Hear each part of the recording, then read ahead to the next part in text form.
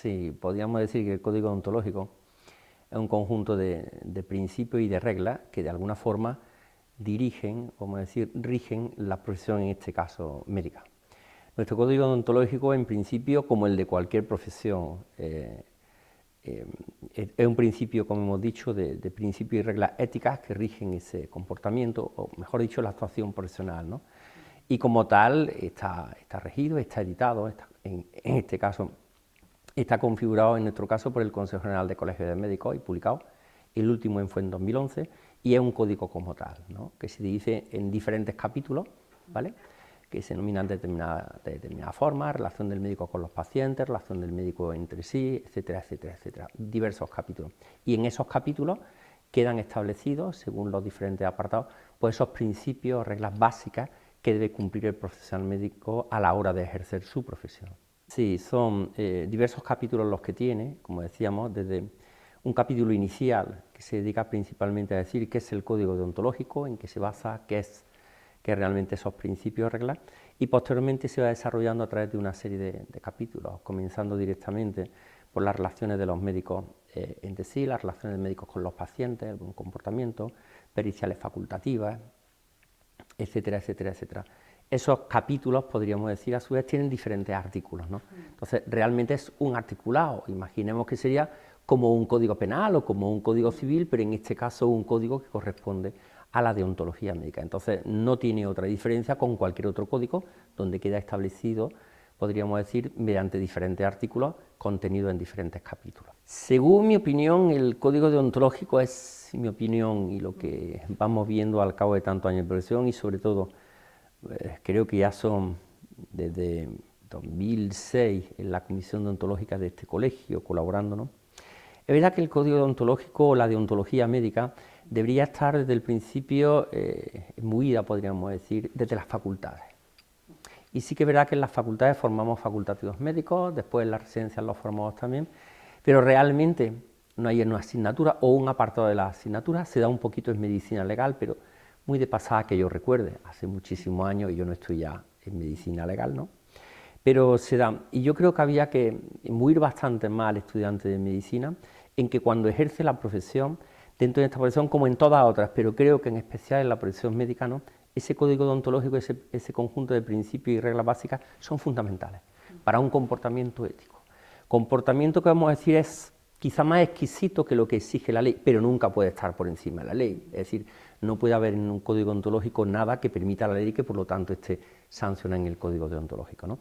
Pero yo creo que desde el principio en el estudiante de medicina debería establecerse ya ese conocimiento, porque posteriormente los facultativos lo que hacemos es que, bueno, acabamos nuestra residencia, nos colegiamos, en el colegio de médicos se nos da la información, se nos da el código, pero realmente muchísimas veces se está muy apartado de eso hasta que realmente se tiene un problemilla, vamos a decir, con otro compañero médico o con un paciente porque pone una reclamación, y entonces muchas veces es cuando el facultativo médico se acerca y ve realmente lo que es el código deontológico. Yo creo que esto habría que empezar una educación desde el principio en cualquier profesión, no solo en medicina, pero la mía es la medicina. Creo que habría que empezar desde el principio a introducir que es fundamental ese conjunto de reglas básicas, más que nada porque además rigen no solo nuestra profesión, sino que inclusive el incumplimiento de ellas puede dar lugar a un expediente, y ese expediente puede dar lugar a una sanción a un facultativo médico, es decir, es que no es nada. Por supuesto, ese tipo de código, tal como establece la Constitución, los colegios de médicos como corporaciones públicas se autorregulan la propia profesión, aparte de las leyes se autorregulan, ¿no? Y ese código deontológico es una autorregulación, podríamos decir, del comportamiento de los facultativos médicos, ¿no? Es decir, que es mucho más importante de lo que desde fuera a veces se desconoce y se ve, ¿no? Ese conjunto de normas que de alguna forma lo que hacen es establecer esos principios que consideramos, o que cuando se publica, en este caso por el Consejo General de Colegios Médicos, consideramos que deben ser las reglas básicas del comportamiento del médico, ya sea con otros facultativos médicos, ya sea con el paciente o lo que sea. Entonces sigo insistiendo en que sería fundamental, ¿vale?, la educación desde el principio para que se conozca bien y no solo llegar a conocerlo cuando se tiene un problema. Claro. Nuestra comisión, vamos a decir que realmente no es una comisión que esté sobrecargada de expedientes, podríamos decir, o de asuntos que nos llegan a nosotros, lo cual podríamos decir que dentro del colectivo profesional almeriense es buena señal. Claro. Es buena señal, vamos a decir que somos bastante facultativos colegiados en Almería, y el que no haya muchos expedientes en marcha o no lleguen a la comisión, creo que es buena señal de la salud, podríamos decir, del comportamiento de nuestros colegiados, ¿no? Pero sí que es verdad que algunos expedientes nos llegan, ¿vale? Y a través, ya sea directamente, a través siempre de las vías que nos suelen llegar, siempre a través del presidente del Consejo, podríamos decir. Y a nosotros se nos traslada, en principio, para estudiar, podríamos decir, un tema determinado, ya sea de un paciente, ya sea otro facultativo médico, ¿no? Y lo que se hace de alguna forma, pues dentro de la comisión deontológica, si quieres nos metemos ahí un poquito, ¿no? Pues de alguna manera se estudia ese tema, se suele nombrar un instructor que a lo mejor sepa un poquito más sobre el tema, un ponente, vamos a decir, porque no es realmente un expediente todavía lo que nosotros estamos haciendo, sino es un estudio, y posteriormente se da, oyendo a las partes, es decir, con un procedimiento que tenemos, ¿no?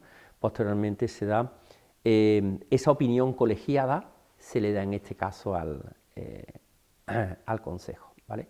Y es Consejo, podríamos decir, y el presidente los que deciden, podríamos decir, esa actuación facultativa cuál es, y se necesitan sancionar o no sancionar a un facultativo.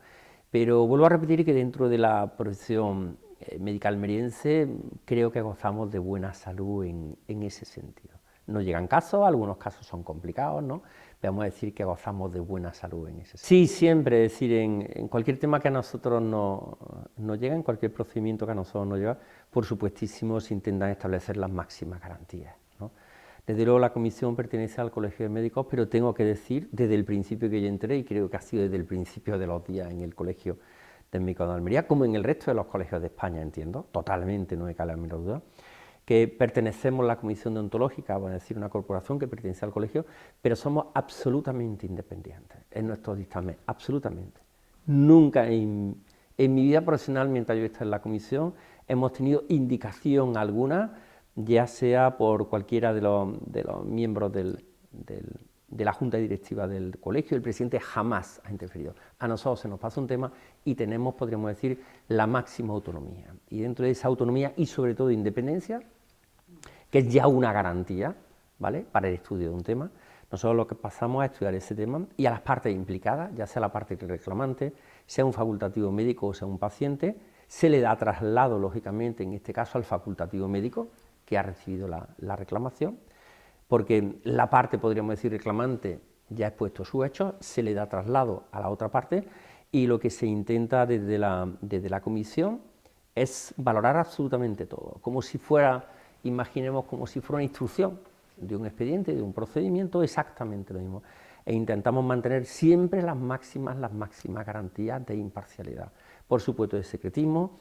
Todas nuestras decisiones, deliberaciones, reuniones ante un tema determinado que nos llega son absolutamente reservadas, pero reservadas dentro de la comisión e inclusive para la junta directiva y para cualquier persona que no pertenezca a la comisión. Y lo que intentamos mantener siempre es la independencia y sobre todo la garantía de imparcialidad ante la persona reclamante, ya sea un facultativo médico o ya sea un paciente, o a la persona, en este caso, lógicamente, que se le hace la reclamación, la persona reclamada. Intentamos mantener como principios básicos siempre dos cosas que son la independencia y la seguridad de la imparcialidad.